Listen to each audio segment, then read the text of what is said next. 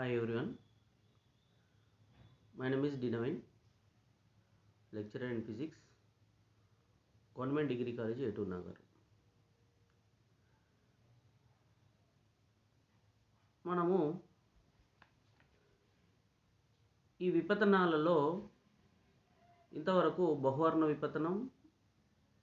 విపతనాల్లో రకాలు, అదేవిధంగా బహువర్ణ విపతనాన్ని ఏ విధంగా తొలగించవచ్చు, మినిమైజ్ చేయవచ్చో,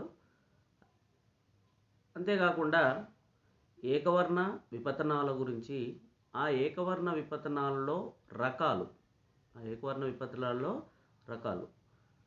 అందులో గోళీయ విపతనం గురించి కూడా మనం ఇంతకుముందు డిస్కస్ చేసినాం.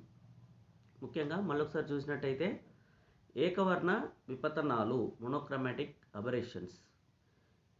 ముఖ్యంగా ఈ ఏకవర్ణ విపతనాల గురించి తెలుసుకోవాలంటే, ఏకవర్ణ కాంతిని ఉపయోగించినప్పుడు ఏర్పడు ప్రతిబింబ దోషాలను, ఏకవర్ణ కాంతిని ఉపయోగించినప్పుడు ఏర్పడు ప్రతిబింబ దోషాలను ఏకవర్ణ విపతనాలు అంటారు.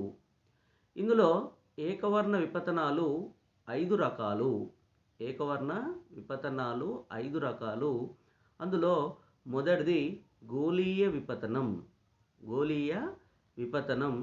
రెండవది కేంద్రావరణం, దాన్ని కోమా అంటారు.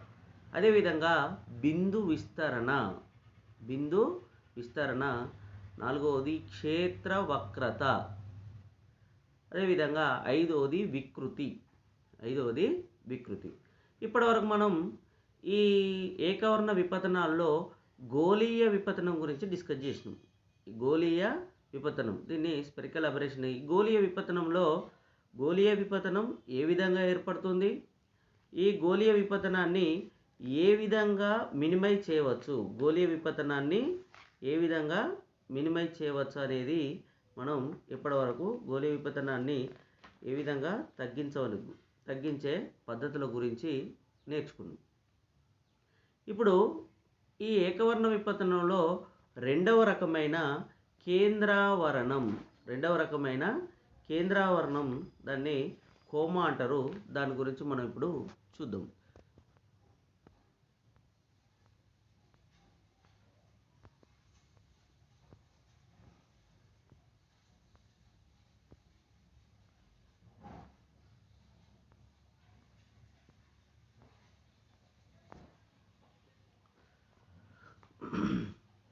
రెండవ రకమైన కోమా, దీన్నే కేంద్రావరణం అని కూడా అంటారు. ఇది ఏ విధంగా ఏర్పడుతుందో చూద్దాం. ముఖ్యంగా బిందు రూపంలో గల వస్తువు ప్రధానాక్షంపై కాకుండా ప్రధానాక్షం నుండి స్వల్ప దూరంలో అమర్చబడినప్పుడు, ప్రధానాక్షం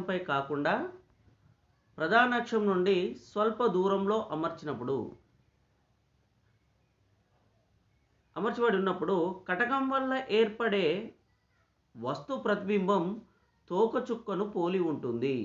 కటకం వల్ల ఏర్పడే వస్తు ప్రతిబింబం అనేది తోకచుక్క, దీన్ని కామెట్, ఇంగ్లీష్లో కామెట్ అంటారు. కాబట్టి ఆకారాన్ని పోలి ఉంటుంది. కాబట్టి ఈ విధమైన ప్రతిబింబ దోషాన్ని కేంద్రావరణం అంటే దీన్ని కోమా అంటారు. ముఖ్యంగా చూసినట్టయితే మనం ఒక బిందు రూప వస్తువు తీసుకుందాం.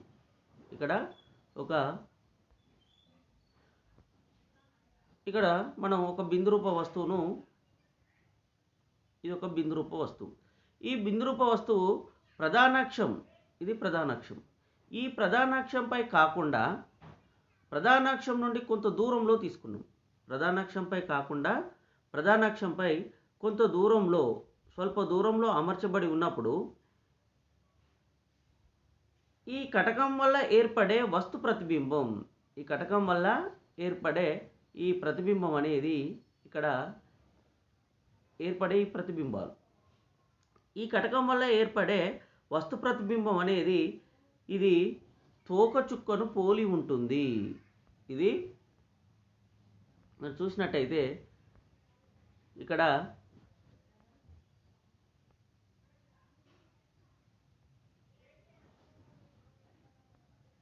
ఈ విధంగా తోకచుక్కను పోలి ఉంటుంది అన్నట్టు.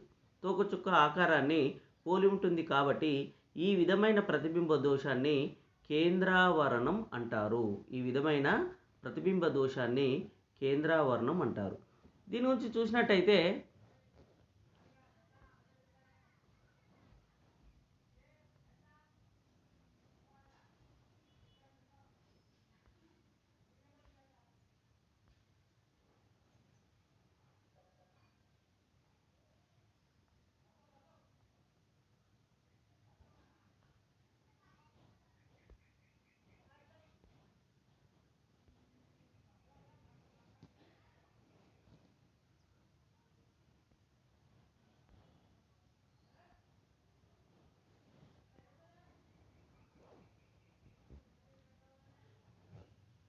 ఇక్కడ పటంలో చూసినట్టయితే పటంలో చూపిన విధంగా ఓ నుండి వెలువడే 112233 కిరణాలు 112233 ఈ 112233 కిరణాలను కటకం యొక్క వివిధ మండలాలపై ఇది కటకం ఈ కటకం యొక్క వివిధ మండలాలపై పతనమైంది. వివిధ మండలాలపై పతనమైనప్పుడు I1 I2 I3ల వద్ద కేంద్రీకరింపబడతాయి. ఈ విధంగా I1 I2 I3ల వద్ద కేంద్రీకరింపబడతాయి. ప్రతి మండలం వృత్తాకార ప్రతిబింబాన్ని ఏర్పరుస్తుంది. ప్రతి మండలం అనేది వృత్తాకార ప్రతిబింబాన్ని ఏర్పరుస్తుంది. ఇక్కడ వృత్తాకార ప్రతిబింబం యొక్క వ్యాసార్థం మండల వ్యాసార్థంతో పెరుగుతుంది. వృత్తాకార ప్రతిబింబ వ్యాసార్థం అనేది మండల వ్యాసార్థంతో పెరుగుతుంది. అందువల్ల I1 వద్ద ప్రతిబింబం బిందు రూపంలో ఏర్పడితే I1 వద్ద ప్రతిబింబం అనేది బిందు రూపంలో ఏర్పడితే ఇక్కడ చూసినట్టయితే ఇది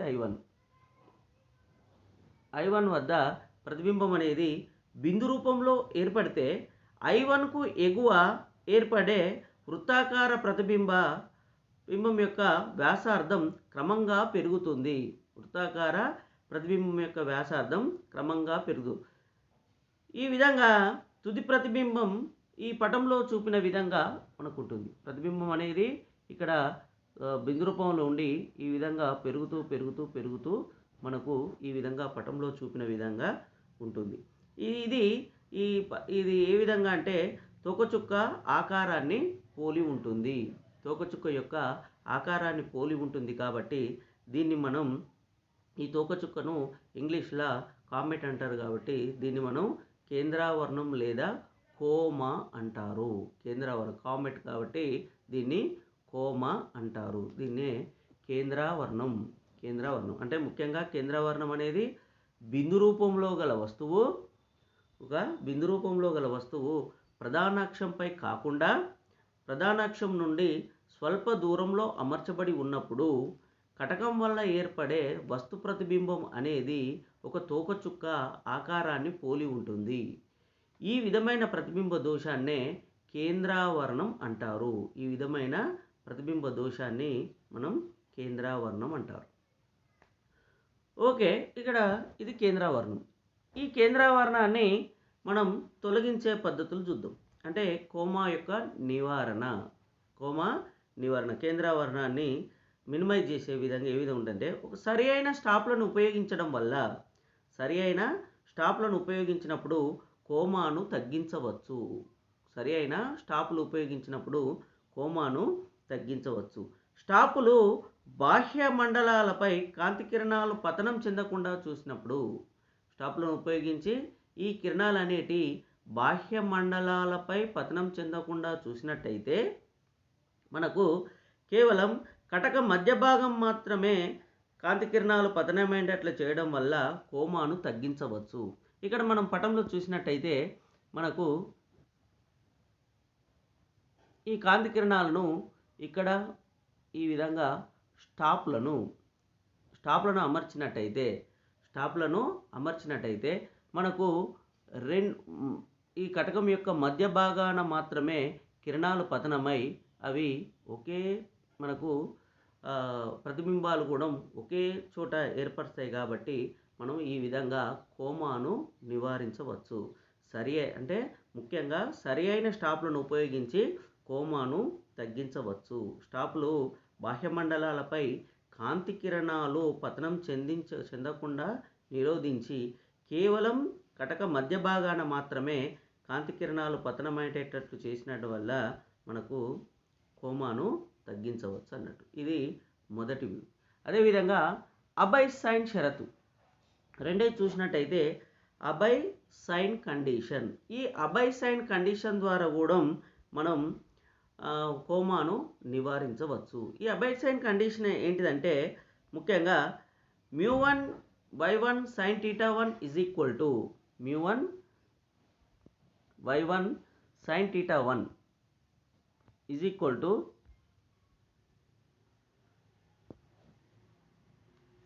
μ1 y1 sin θ1 is equal to μ2 y2 sin θ2.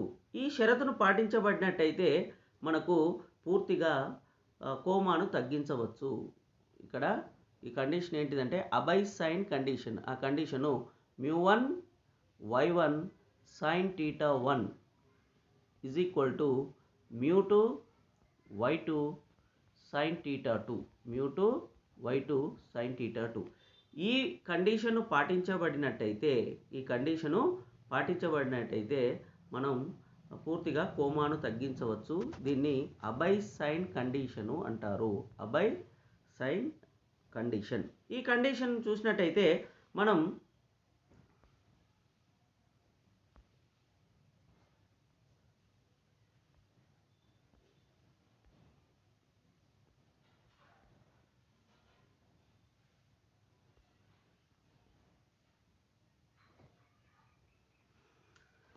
Are వక్రతా వ్యాసార్థం కలిగిన AOB అనే ఒక గోళాకార వక్రీభవన తలాన్ని తీసుకుందాం. ఇది AOB అనేది ఒక వక్రతాల తలం. దీన్ని AOB, దీని వక్రతా వ్యాసార్థం R. వక్రతా వ్యాసార్థం కలిగిన AOB అనే ఒక గోళాకార వక్రీభవన తలాన్ని తీసుకున్నట్టయితే వీటి యొక్క వక్రీభవన గుణకాలు μ1 μ2లు అనేటివి తలమునకు ఎడమ మరియు కుడివైపున గల యానకముల యొక్క వక్రీభవన గుణకాలు అనుకుందాం. ఇక్కడ μ1 μ2లు ఇక్కడ ఈ తీసుకున్న తలాల యొక్క మనకు వక్రీభవన గుణకాలు. అదేవిధంగా తలం యొక్క ధ్రువం O నుండి U దూరంలో గల, ఇక్కడ ఈ O నుండి U దూరం, ఇటు ఎడమవైపు కాబట్టి వస్తువు వైపు కాబట్టి మైనస్ యూతో సూచిస్తాం. U నుండి మనకు ఒక y ఎత్తుల గల ఒక వస్తువు తీసుకుందాం. O dash. ఇక్కడ దీని యొక్క ఎత్తు y1, ఇక్కడ తీసుకునేది O డాష్. ఇక్కడ తీసుకున్నట్టయితే y ఎత్తులో గల U దూరంలో గల O డాష్ అనే y ఎత్తులో గల ఒక వస్తువు తలం తీసుకుందాం. అదేవిధంగా మనకు ఈ వక్రతలం నుండి V దూరంలో మనకు I డాష్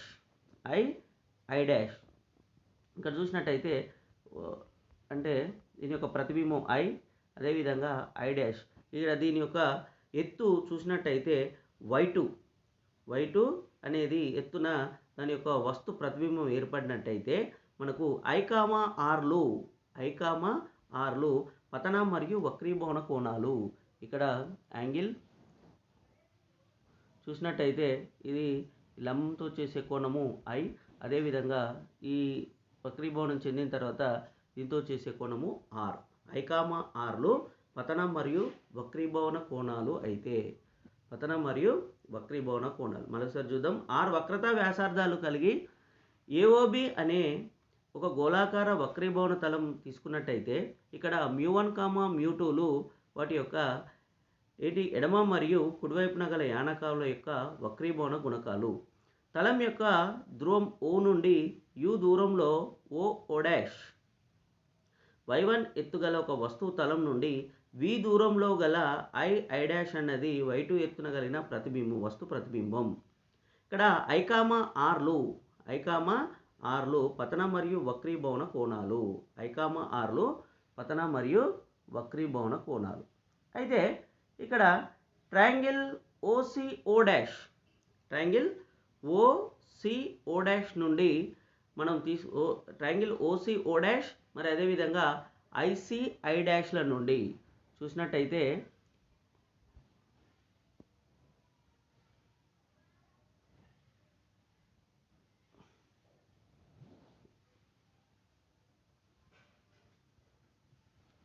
ఇక్కడ OCO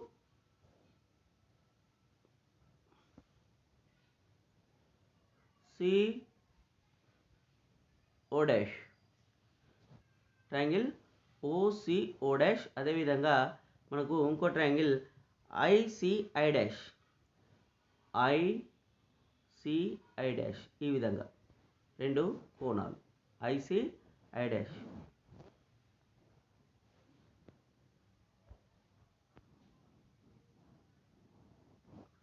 ట్రయాంగిల్ OCO డాష్ మరియు ICI డాష్ల నుండి y1/y2 is equal to OC/CI, OC/CI that is equal to R minus U divided by V minus R, R minus U divided by V minus R.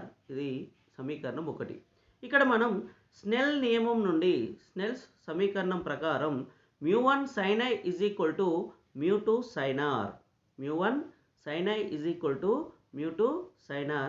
Triangle OCQ నకు sign నియమాన్ని అనువర్తింపజేయగా, triangle OCQ నకు sign నియమాన్ని అనువర్తింపజేయగా sin θ1 divided by R is equal to sin of pi minus I divided by R minus U, that is equal to sin I divided by R minus U, that is equal to sin I divided by R minus U. ఇక్కడ sin θ1 divided by sin I is equal to R minus U, R minus U. Equation number 3. మొదటి సమీకరణం ప్రకారం y1 divided by y2 is equal to R minus U divided by V minus R. Snell నియమం ప్రకారం mu1 sin I is equal to mu2 sin R. అదేవిధంగా మూడో సమీకరణం sin θ1 divided by sin I is equal to R divided by R minus U.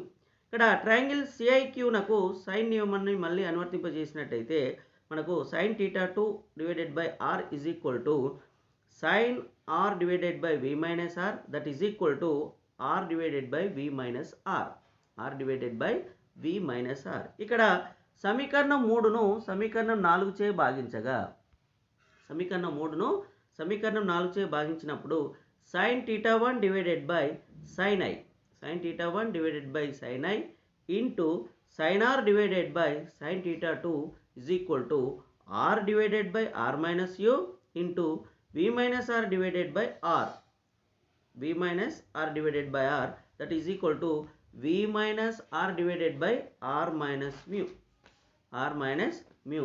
ఇక్కడ చూసినట్టయితే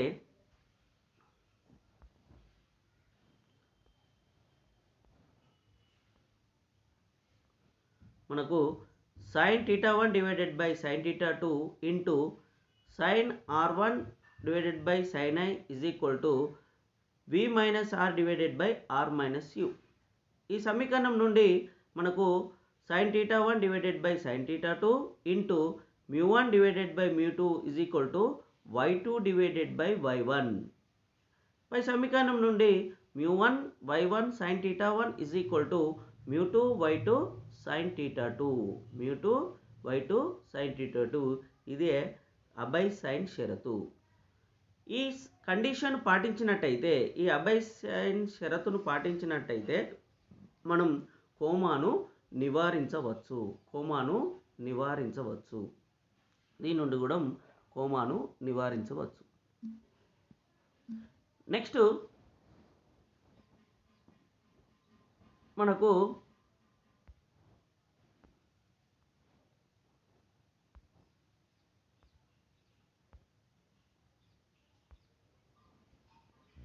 బిందు విస్తరణ, ఆస్టిమాటిజం,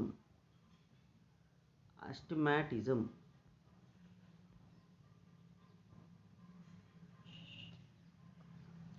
ఇక్కడ ఈ అస్టిమాటిజం చూసినట్టయితే కటకం ప్రధానాక్షం నుండి బిందు రూప వస్తువు అధిక దూరంలో అమర్చబడినప్పుడు, కటక ప్రధానాక్షం నుండి బిందు రూప వస్తువు అధిక దూరంలో అమర్చబడి ఉన్నప్పుడు ప్రతిబింబం పరిమిత దూరంలో వేరు చేయబడిన పరస్పరం లంబంగా ఉండే రెండు రేఖలను కలిగి ఉంటుంది. లంబంగా ఉండే రెండు రేఖలను కలిగి ఉంటుంది. ఇట్టి ప్రతిబింబ దోషాన్ని బిందు విస్తరణ అంటారు. ఇటు యొక్క ప్రతిబింబ దోషాన్ని బిందు విస్తరణ అంటారు.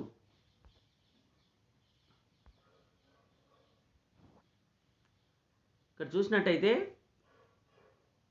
మనం కటకం ప్రధానాక్షం నుండి ఒక బిందు రూప వస్తువు అనేది అధిక దూరంలో అమర్చబడి ఉన్నప్పుడు, ఇంతకుముందు కోమా చూసినట్టయితే, కేంద్రావరణం చూసినట్టయితే ప్రధానాక్షం నుండి కొంత దూరంలో పరిమిత దూరంలో అమర్చబడి ఉన్నప్పుడు వేరు. ఇక్కడ అదే బిందు రూప వస్తువును కొంత దూరంలో అమర్చబడి ఉన్నప్పుడు ప్రతిబింబం అనేది పరిమిత దూరంలో వేరు చేయబడిన పరస్పరం లంబంగా ఉండే ఇక్కడ చూసినట్టయితే దీంట్లో చూడొచ్చు, పరస్పరం లంబంగా ఉండే రెండు రేఖలను కలిగి ఉంటుంది. ఇట్టి ప్రతిబింబ దోషాన్ని బిందు విస్తరణ అంటారు. ఇక్కడ మనం చూసినట్టయితే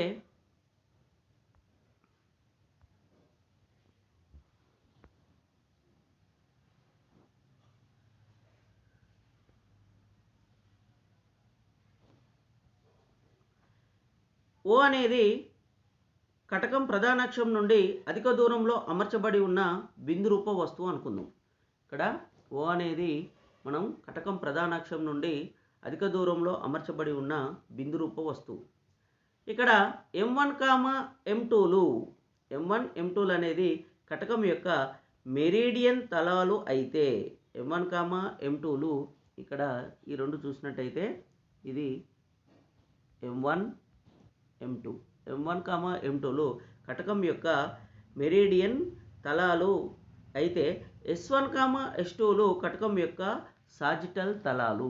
ఇక్కడ చూసినట్టయితే మనకు S1, S2లు కటకం యొక్క సాజిటల్ తలం. ఇక్కడ M1, M2 తలంపై పతనం చెందిన కాంతి కిరణం M వద్ద, ఇక్కడ M1, M2 పై పతనం చెందిన కాంతి కిరణం M వద్ద, అదేవిధంగా మనకు S1, S2 తలంపై పతనం చెందిన కాంతి కిరణం S వద్ద కేంద్రీకరింపబడతాయి. ఈ MS రేఖలు మధ్య దూరంని బిందు విస్తరణ సూచిస్తుంది. ఈ రెండు రేఖల మధ్య గల దూరమే మనకు బిందు విస్తరణను సూచిస్తుంది, అస్టిమాటిజాన్ని సూచిస్తుంది, బిందు విస్తరణని సూచిస్తూ ఉంటుంది అన్నట్టు.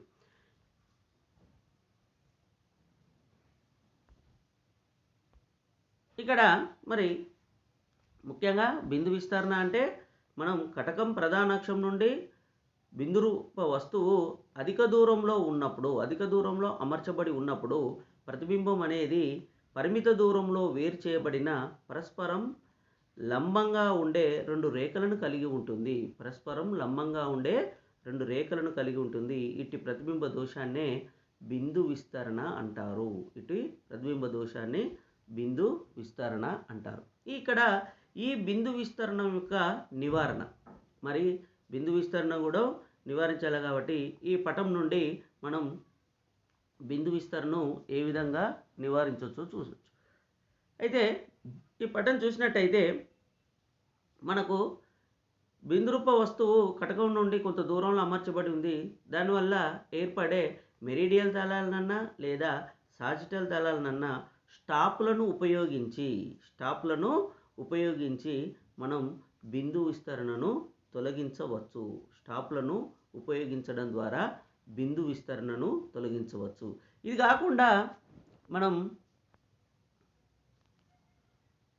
కాకుండా ఈ విధంగా స్టాప్లను ఉపయోగించి తొలగించవచ్చు అన్నట్టు. ఇది కాకుండా కుంభాకార కటకానికి బిందు విస్తరణ, కుంభాకార కటకానికి బిందు విస్తరణ ధనాత్మకమైతే, కుంభాకార కటకానికి బిందు విస్తరణ ధనాత్మకమైతే పుటాకార కటకానికి రుణాత్మకం కావున సరి అయిన కుంభాకార మరియు పుటాకార కటకాల, సరి అయిన కుంభాకార మరియు పుటాకార కటకాల సంయోగాన్ని ఉపయోగించి కూడా మనం బిందు విస్తరణను తొలగించవచ్చు. కుంభాకార మరియు పుటాకార కటకాల యొక్క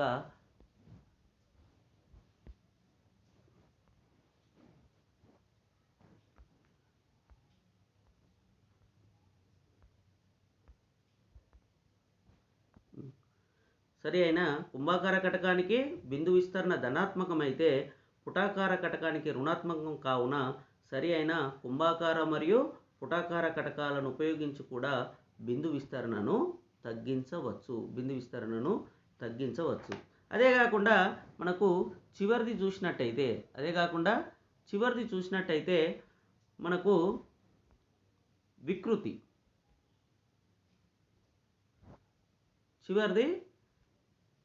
వికృతి. ఈ వికృతి అనేది కూడా మనకు కాంతి కిరణాలు అనేటివి వివిధ తలాలపై, కటకం యొక్క వివిధ తలాలపై పతనమైనప్పుడు మనకు ఏర్పడేది మనకు ఒక పీపా ఆకారంలో ఏర్పడుతూ ఉంటుంది. మనకు పటంలో చూపిన విధంగా ఈ ఆకారంలో అనేది ఏర్పడుతూ ఉంటుంది అన్నట్టు. దీన్ని మనకు స్ట్రేట్గా కాకుండా ఒక ఉబ్బెత్తు, లోనికి ఉబ్బెత్తు పిల్లో టైప్లో ఏర్పడుతూ ఉంటుంది. కాబట్టి ఈ విధమైన దోషాన్నే మనం వికృతి అంటారు. ఈ విధమైన దోషాన్ని మనం వికృతి అంటారు. దీన్ని కూడా మనం స్టాప్లను ఉపయోగించడం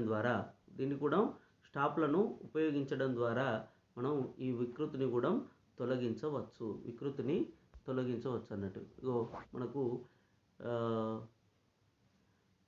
మనం ఈ డయాగ్రామ్లో చూసినట్టయితే ఈ కుషన్ టైప్లో ఉండే విధంగా, అంటే పిల్లో టైప్లో ఉండే విధంగా మనకు దీన్నే డిస్ట్రాక్షన్ అని కూడా అంటారు. ఈ వికృతిని ఈ విధంగా మనకు ఆకారాల్లో ఏర్పడుతూ ఉంటుంది. డిస్ట్రాక్షన్ మనకు పిన్ కుషన్ బ్యారెల్ లేదా పిన్ కుషన్ అదే విధంగా మనకు ఏర్పడుతూ ఉంటుంది అన్నట్టు.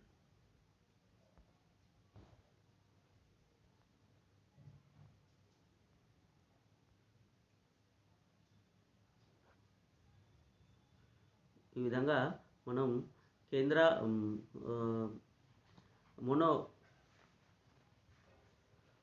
Monochromatic aberration, ఏకవర్ణ విపతనం. ఈ ఏకవర్ణ విపతనానికి విపతనాలు యొక్క రకాలు, ఏకవర్ణ విపతనం యొక్క రకాలు, ఆ రకాలు 5 రకాలు. అందులో గోళీయ విపతనం, కేంద్రావరణం, బిందు విస్తరణ, క్షేత్రవక్రత, వికృతి. ఈ విధంగా మనకు వీటికి సంబంధించిన వాటి గురించి ఇప్పటిదాకా మనం తెలుసుకుంటూ ఉన్నట్టు. ఇక్కడ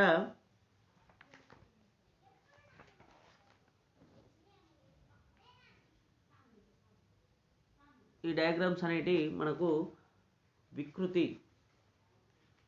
గురించి తెలియజేస్తూ ఉంటుందన్నట్టు.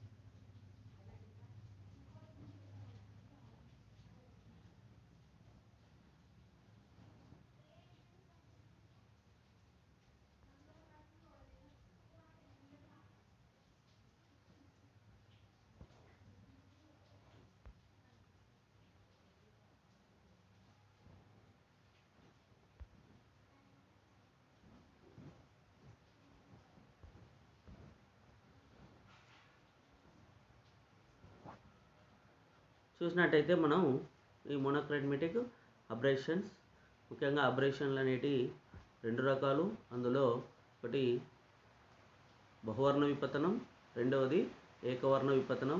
ఇప్పటివరకు మనం బహువర్ణ విపత్తనంలో రకాలు, అదేవిధంగా వాటి యొక్క నివారణ, అదే ఏకవర్ణ విపత్తనాలు, ఏకవర్ణ విపత్తనంలో రకాలు, వాటిని ఏ విధంగా మినిమైజ్ చేయొచ్చు అనే దాని గురించి ఇప్పటిదాకా మనం తెలుసుకుంటూ ఉన్నాం.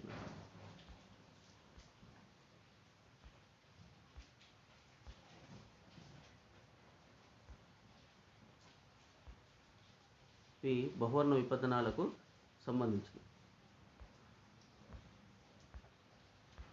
వీటిని తొలగించే పద్ధతులు స్టాప్లను ఉపయోగించి తొలగించవచ్చు. అదేవిధంగా ఇవి ఏకవర్ణ విపత్తనాలలో ఇవి కోమాకు సంబంధించినవి. అదేవిధంగా ఆ కోమా ఏ విధంగా ఏర్పడుతుంది, కోమాను ఇవి నెక్స్ట్ తొలగించే పద్ధతులు, అదేవిధంగా బిందు విస్తరణ, ఆ బిందు విస్తరణను ఏ విధంగా తొలగించవచ్చు వాటికి సంబంధించింది. నెక్స్ట్ చూసినట్టయితే మనకు ఇది వికృతికి సంబంధించిన అంశాలు ఇవన్నీ. వికృతికి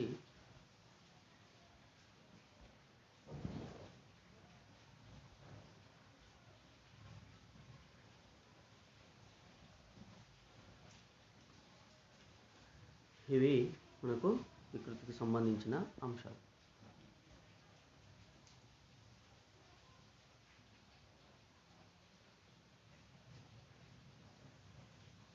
ఓకే, థ్యాంక్ యూ.